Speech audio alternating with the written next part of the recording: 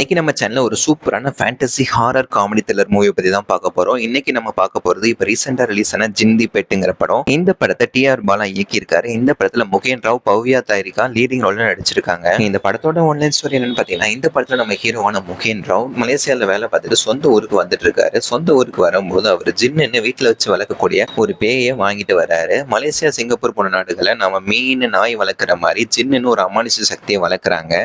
அதனால இவரும் அதுல ஒன்ன வாங்கிட்டு வராரு.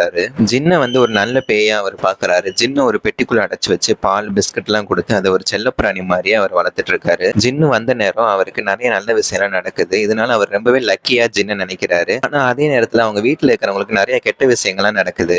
இதனால அவங்க வீட்டுல இருக்கிற எல்லாரும் ஜின்னு ஒரு கெட்ட சக்தியா நினைக்கிறாங்க. முகேன் ராவ் ஜின்னு வளர்க்கறது அவங்க வீட்டுல இருக்கிற யாருக்குமே பிடிக்கவே இல்லை. இந்த சூழ்நிலையில முகேன் ராவ் ஒரு நாள் வீட்டு விட்டு வெளியே போயிட்டு திரும்ப வீட்டுக்கு வரும்போது அவங்க ஒய்ஃபான பவ்யா தாரிகா ரத்த வெள்ளத்துல மங்கி கிடக்குறாங்க. ஒய்ஃபோட இந்த நிலைமை காரணம் ஜின்னு தான் நினைச்சு நம்ம ஹீரோவான முகேன் ராவ் ஜின்னை பெட்டியோட தூக்கி வீட்டை விட்டு வெளியே வீசிடுறாரு.